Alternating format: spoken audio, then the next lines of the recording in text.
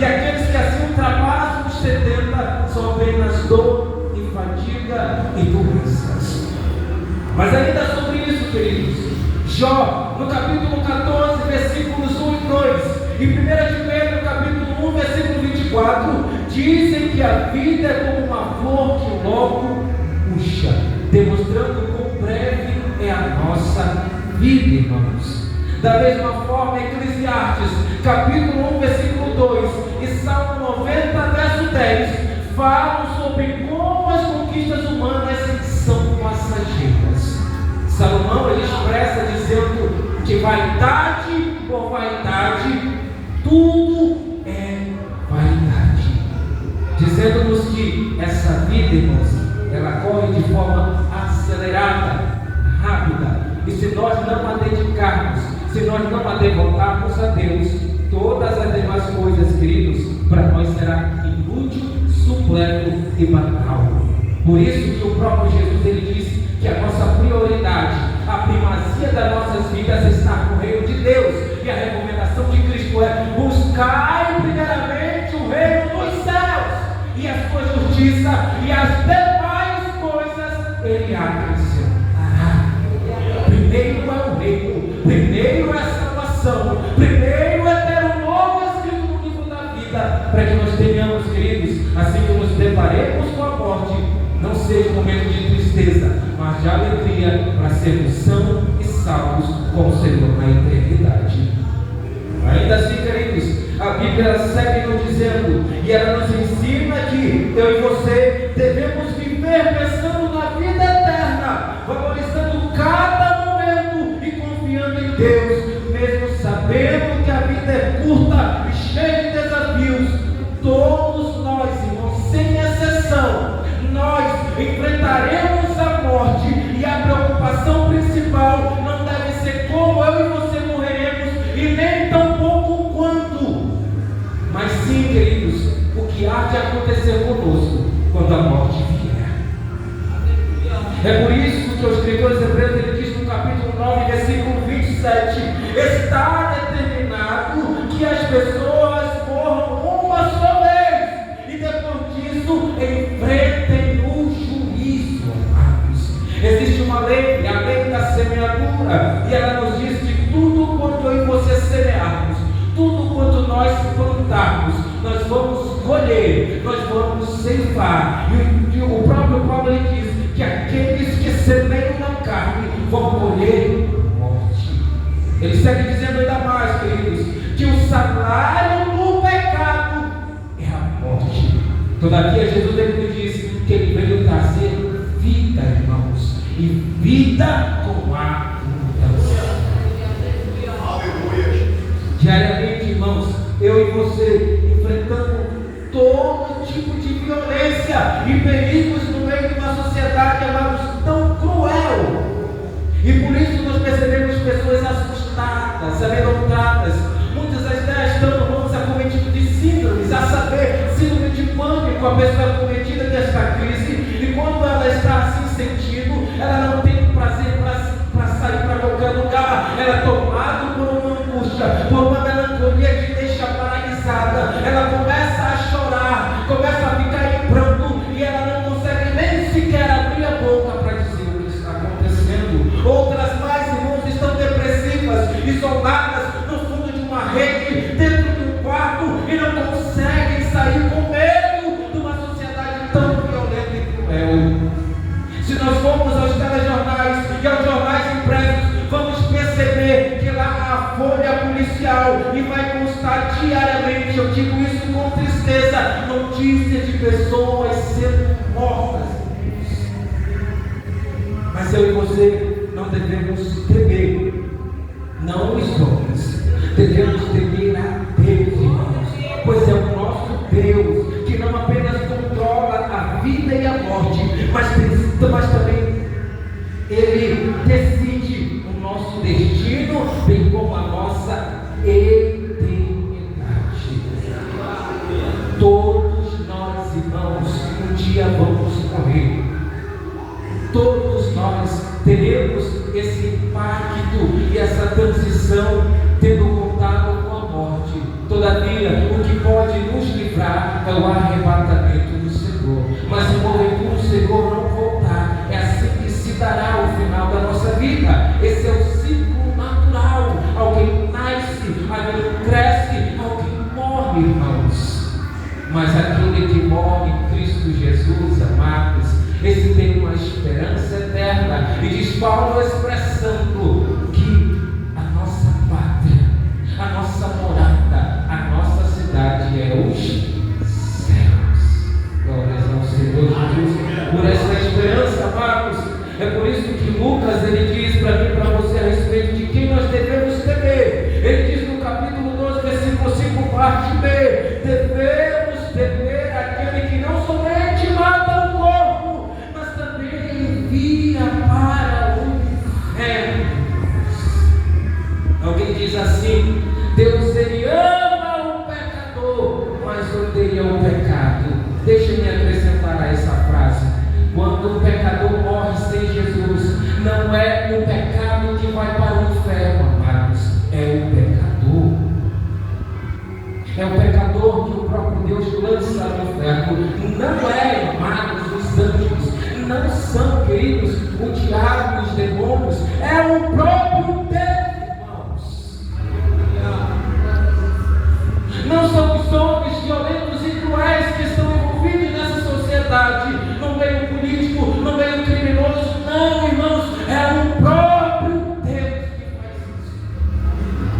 E aí de nós, amados, se caímos na mão do Senhor, com o coração endurecidos, com o coração, amados, e a mente cauterizados, Deus não terá misericórdia. A Bíblia nos diz, irmãos, que quem vive na desobediência a Deus, pecando e não se arrependendo, vai enfrentar o castigo severo no inferno. Jesus disse em Mateus, capítulo 25, versículo 41: apartai-vos de mim, malditos, para o fogo do inferno, preparado para o diabo e seus santos. Triste será nesse dia, irmãos, aqueles que ouvirem essas palavras e por Jesus está dizendo: se afastem de mim, eu não conheço vocês. Mas Senhor, eu fazia parte do conjunto das crianças, eu fazia parte do conjunto dos adolescentes e jovens, eu era parte dos homens e das mulheres, eu era, Senhor, parte dos obreiros da igreja, eu era, Senhor, diácono, eu era presbítero, evangelista, pastor, eu era missionário, eu era coordenador, eu era regente. E nesse dia o Senhor vai olhar para nós, se nós não nos arrependermos, e vai dizer para nós: apartai-vos de mim, malditos. E a pregação dessa noite é com o intuito, amados, que Deus ele possa ligar eu e você, para que tomemos uma atitude diferente, para que tenhamos uma postura diferente da vida que nós temos levado, para que não possamos ouvir as palavras dos lábios de Jesus. É o Senhor dizendo: eu quero te dar livramento, eu quero te salvar, guardar deste dia mau, deste momento ruim. É o Senhor nos alertando, irmãos, porque o inferno é real, amados. Ele existe, irmãos. Jesus, ele falou mais sobre o inferno do que o céu. Ainda que o homem tente negar, ainda que o homem arranque as páginas da Bíblia, onde está escrito o inferno, essa verdade está lá, martelando, dizendo para mim e para você: meu filho, minha filha, não vá para lá. É o Senhor em amor, em carinho, em apreço por mim, você dizendo: meu filho, é tempo de se converter, é tempo de se arrepender dos seus pecados.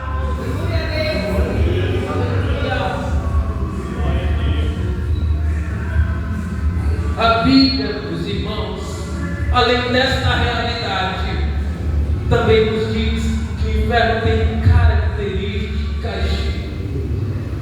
vai nos dizer, irmãos, de acordo com a Bíblia, e a Bíblia faz descrição. A Bíblia nos diz, primeiro, que o inferno é um lugar preparado para o diabo e seus anjos. Segundo, irmãos, é um lugar de choro e ranger de dentes. Terceiro, é um lugar onde o verme não morre. Quarto, é um lugar de intensas trevas.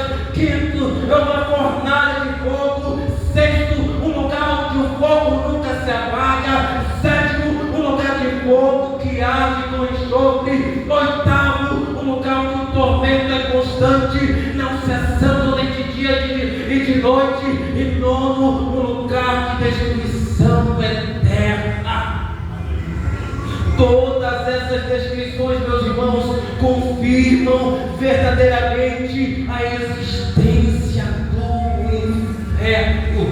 Você precisa ter certeza, convicção, porque não adianta ignorar, não adianta fingir que não existe, porque ele existe, meu irmão. E o segundo texto, ao qual nós lemos em Lucas capítulo 16, amados, versículos 22 e 23, vai nos mostrar dois homens. Um homem, amados, que a Bíblia chama de anônimo, porque ele não tem nome, só o chama de rico. E esse homem, amados, ele morre, e ao morrer, diz a palavra de Deus, que ele vai ao inferno. Ele não vai ao inferno, irmãos, porque ele era rico, porque ele era próspero. Não é por isso.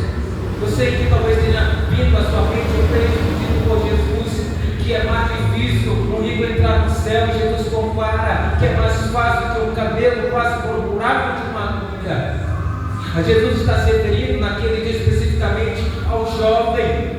Então, queridos, nem todo rico vai para o inferno, há rico que vai para o céu, porque não é a conta, amados, bancária que diz quem vai e quem não vai, e sim a vida que vive, a vida que tem tido. Então aquele homem foi para o inferno, aquele homem rico, porque ele, amados, tinha como Deus Mamon. O Deus daquele homem era o dinheiro. Da mesma forma que Lázaro, sendo um homem acometido de todo tipo de enfermidade, entre elas chagas, úlceras, de todo o seu corpo era tomado, diz a palavra de Deus que os cachorros os se aproximavam para lamber as feridas dele. Mas ele não foi, amados, ao morrer para o céu, porque era mendigo, porque estava enfermo ou doente, porque era um homem que vivia, amados, nessa condição. Ele foi para o céu, diz a palavra de Deus, porque o nome dele significa aquele que recebe auxílio de Deus. Então, de alguma forma, aquele homem Lázaro tinha um relacionamento com o Senhor, apesar da sua condição e a sua vida. O Senhor o salvou. Então, não pense que você, todo pobre vai para o céu. Não, queridos. Da mesma forma que todo rico não vai para o inferno. Tem a ver com a vida que eu e você temos tido hoje. Que vida eu e você temos levado.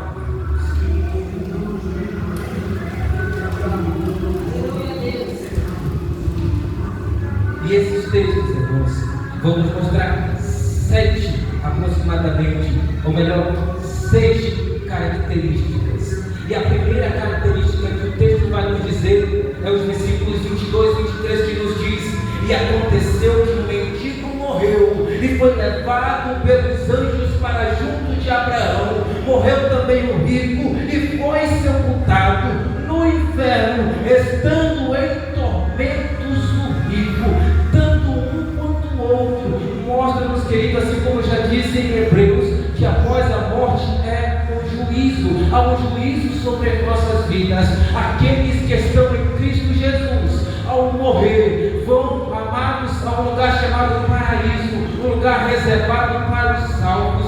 Todavia, aqueles que morrem sem Jesus vão diretamente para o inferno. E alguém diz assim aí fora: não, irmãos, mas depois do 7º dia nós podemos preparar um dia especial e assim fazermos uma missa, que essa pessoa vai sair do purgatório livre para adentrar o céu. Eu tenho que dizer para você: mentira do diabo. Não existe isso. Morreu, é céu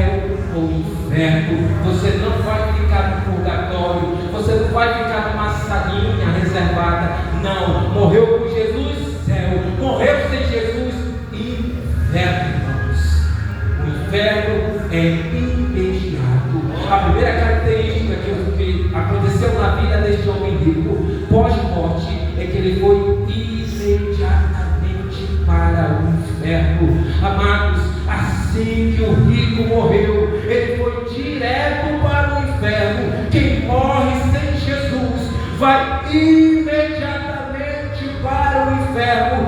Salmo 9, verso 17: os ímpios serão lançados no inferno, e todas as nações que se esquecem de Deus. Nós corremos o sério risco, irmãos, de não termos tido verdadeiramente uma conversão e sim uma adesão ao Evangelho. Nós corremos o risco de estar presente dentro da igreja, já temos certa idade de fé, mas ainda não temos nascido de novo, e corremos o risco de ouvirmos como Nicodemos ouviu de Jesus: te é necessário nascer de novo. E isso, irmãos, é um perigo para as nossas vidas, porque há pessoas participando da ceia e perante os olhos da igreja está tudo bem, mas lá no culto, lá no secreto, amados, há pecado e precisa confessar e precisa abandonar, porque a qualquer momento Deus livre e guarde, mas se não se arrepender, se morrer em pecado, vai para o inferno. De nada vale vivemos uma vida de aparência, acreditando que estamos pecando, distante dos olhos do pastor, distante dos olhos dos irmãos, mas Deus está contemplando, nos vendo dos altos céus, e aqueles olhos como chama de fogo estão nos vendo, e há de vir um juízo sobre as nossas vidas. Assim como foi com este homem, amados, o rico. Mas não somente isso, irmãos, o tormento ele é imensurável. Isso quer dizer que não se pode medir. Aqueles que estão no inferno estão sofrendo de tal maneira, irmãos, que não conseguem expressar em palavras o quão terrível é o sofrimento. Diz a palavra de Deus no versículo 23: no inferno, estando em tormentos. Alguém até diz: olha, no inferno quem aflige o ímpio são demônios. A Bíblia não diz isso. Quem aflige, quem está no inferno, é a ira de Deus, é a cólera de Deus, é, amados, a mão de Deus que está, amados, apertando, está pressionando o ímpio, e não há como pedir socorro, porque caímos nas mãos do Senhor, e as chamas, amados, como diz a palavra de Deus, o fogo consumidor consome os ímpios dia e noite. No inferno, o sofrimento é tão forte, amados, que não dá para medir. Por isso, não tem paz, nem tranquilidade, só sofrimento, irmãos. No inferno, Deus está presente, mas não em amor ou bondade. Ele está lá em juízo e ira. Alguém diz: Deus não está no inferno. Deus está no inferno, sim, irmãos, mas a forma como Deus está é em castigo, e castigo severo. Que aqueles que estão lá estão em grande dor e padecendo, amados.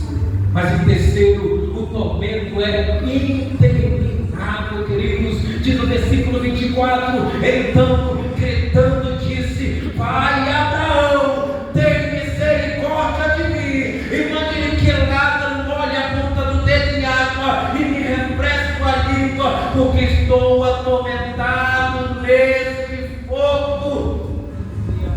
O sofrimento é tão grande, irmãos, que ele recorre ao Pai Abraão para dizer que Lázaro molhe a ponta do dedo, com única ou poucas gotas, resfriasse o tamanho do calor que ele estava sentindo. Isso nos diz, irmãos, que no inferno o sofrimento é tão grande que nunca acaba. Aqui nessa vida, amado, você sofre, você passa por aflição, você passa por tribulação, mas é o próprio Deus te provando para te aprovar. É o próprio Deus atuando na tua vida e fazendo com que você cresça e amadureça na fé. Mas é processo, tão somente, queridos, sofrendo a ira de Deus sobre as suas vidas. É um sofrimento que não pode ser medido, é um sofrimento que não tem fim. Alguém que está passando por muitas dores, tem analgésicos que podem aliviar, tem morfina que uma vez aplicada você não para, você não sofre mais, você não sente aquela dor dependendo da região. Tem tudo isso, tem recursos que aliviam a dor, mas no inferno não há alívio. No inferno, amados, 1 minuto é o bastante para fazer alguém desejar estar livre de todos os prazeres e alegrias que o pecado trouxe. Do que vale você se alegrar no pecado? Do que vale esse momento de prazer para você? Se vai resultar, se vai acabar levando você para o inferno, meu irmão. Do que vale se alegrar na carne, ter os deleites dessa vida oferecido por Satanás, se tudo isso vai passar e acabar, e no fim, amados, vai ter só sofrimento. Como diria, o pastor sempre menciona, não troque Jesus pelo o que o diabo tem oferecido para você, pelo prato de lentilhas.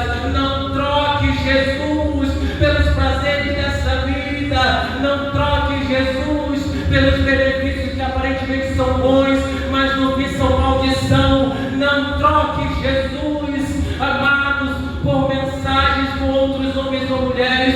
Não troque Jesus, amados, por fornicação. Não troque Jesus pelo pecado, irmãos. Mas alegre-se no Espírito e viva no Espírito, porque aqueles que assim vivem, diz a palavra de Deus, receberão a vida eterna. Mas em quarto, amados, o tormento é consciente. Mas Abraão disse, filho, lembre-se de que você recebeu seus bens durante a sua vida. Aqueles que lá estão no inferno, irmãos, eles não perderam a sua consciência. A sua consciência, a sua mente está ativa. No inferno, lembraremos das muitas chances que Deus nos deu, mas que não aproveitamos. E isso vai nos causar ainda mais sofrimento. Quem está no inferno vai entender por que está lá e o que fez para isso acontecer. Vai se lembrar, amados, quando a palavra de Deus foi anunciada na escola bíblica. Vai lembrar-se, amados, quando a palavra de Deus foi pregada nesse púlpito. Vai lembrar, irmãos, quando desse púlpito, dessa igreja foi dito: arrependei-vos, convertei-vos, é tempo de se voltar para o Senhor. Ainda há oportunidade, ainda há esperança para mim e para você, irmão. No inferno, amados, o inferno é o que você escolheu, enquanto o céu é o que Deus ofereceu. Querido, não permita que a sua consciência seja despertada no inferno, mas permita que o Espírito nessa noite desperte você, como disse Paulo: desperta tu que dorme, e Cristo te esclarecerá. Deixe o Senhor trabalhar na tua mente e retirar essa cauterização, tornando uma mente limpa, uma mente pura, uma mente que está voltada para o Senhor, um coração que não tem rancor, nem mágoa, nem ódio, mas que tem amor, que tem misericórdia e compaixão.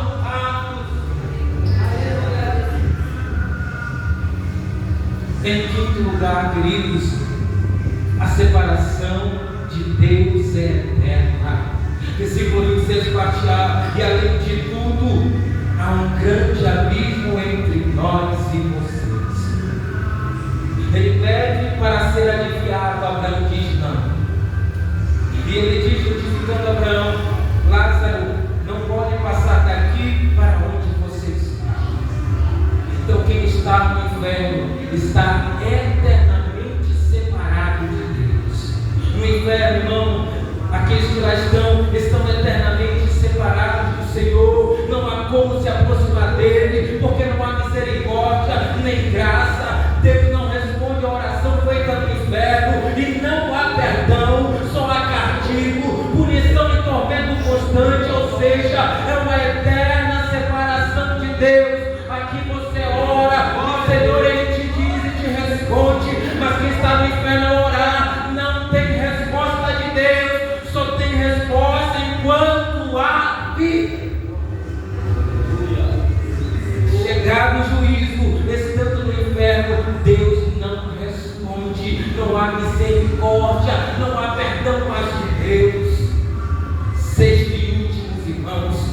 Versículo 26, parte B. Os que querem passar daqui até você não podem, nem os de lá passar para cá. No inferno, queridos, não há saída. Aqueles que lá entraram não mais sairão. E a sua única saída vai ser no dia do juízo final, o trono branco de Deus, quando eles serão ressuscitados, já estão condenados para serem lançados juntamente do diabo, os anjos chamados no lago de fogo e enxofre, que é a segunda morte. No inferno, amados, não há saída nem fuga. Os que entram no inferno não saem mais de lá, continuarão presos, sofrendo com tormentos e dores. É uma prisão para aqueles que estão reservados para o grande dia do juízo. O inferno é a porta trancada por Deus, irmãos. E quem tranca não é o diabo, é o próprio Deus. E a pergunta que surge aqui, irmão, você disse que o inferno é uma realidade. Eu creio que o inferno é real. Irmão, o Senhor disse a respeito das descrições 9. A Bíblia diz essas 9 descrições. O Senhor também disse, irmão, a respeito das características 6. Pois bem, irmãos, assim diz a palavra do Senhor. Mas a pergunta é: quem estará no inferno? E a resposta é simples, irmãos: todos os pecadores que não se arrependeram de seus pecados. Aí talvez você esteja entre nós dizendo assim: irmão, eu não peco. Aí eu vou citar para você 1 João capítulo 1, versículo 8: se afirmarmos que estamos sem pecado, enganamos a nós mesmos e a verdade não está em nós. E você diga: irmão, você não me convenceu. E eu cito para você Eclesiastes capítulo 7, versículo 20: não há um só justo na terra, ninguém que pratique o bem e nunca peque.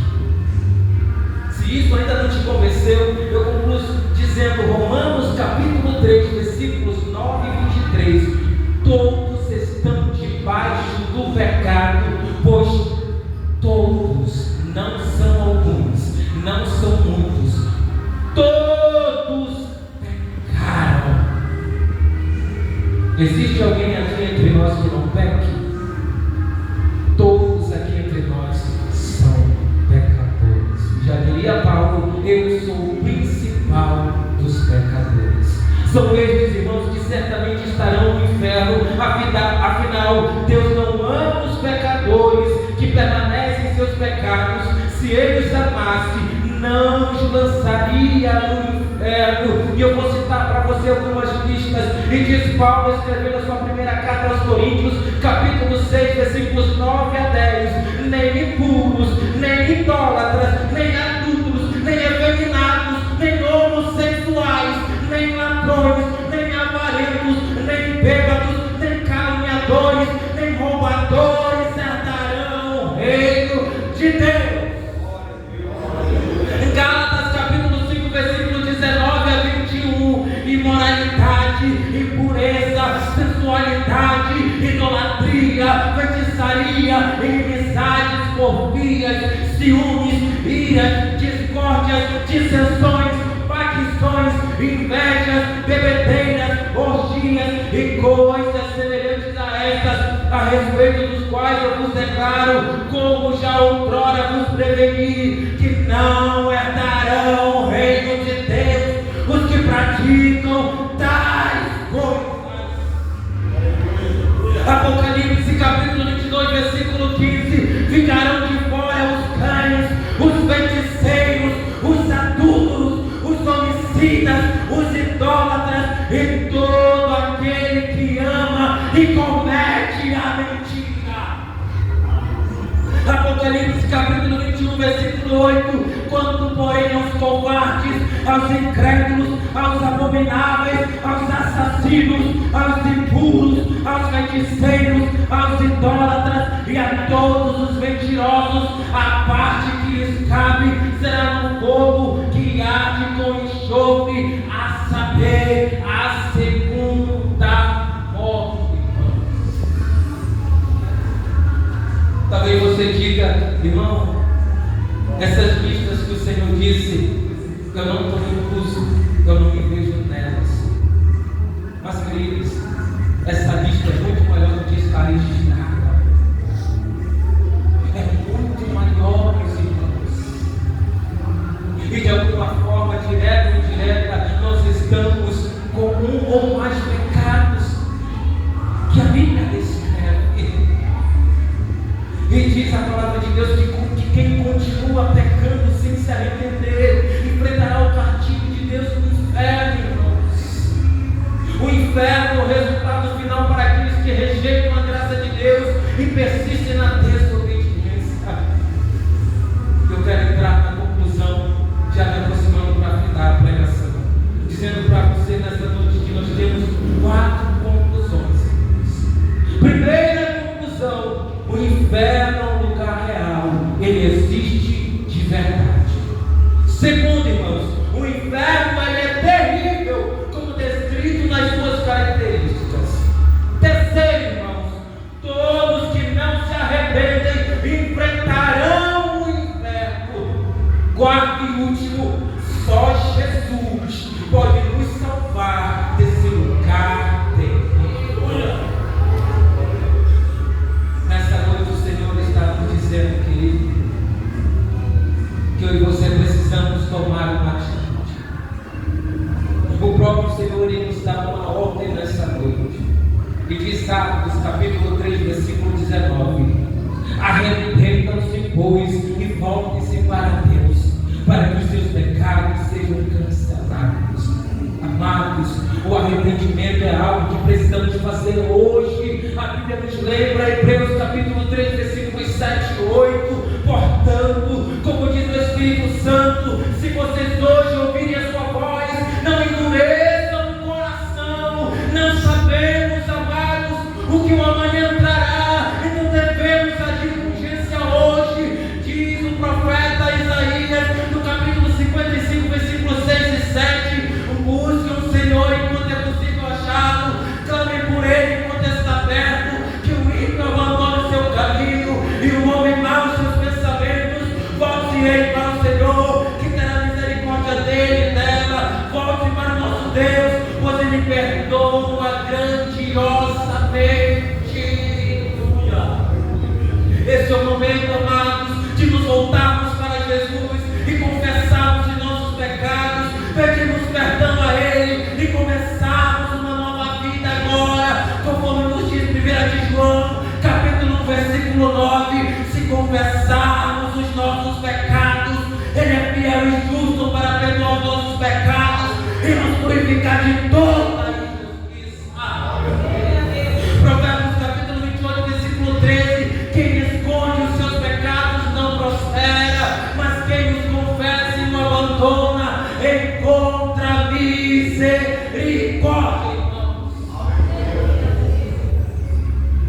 Esta é a palavra de Deus para as nossas vidas. Não há ninguém inocente. Todos nós estamos cientes desta verdade.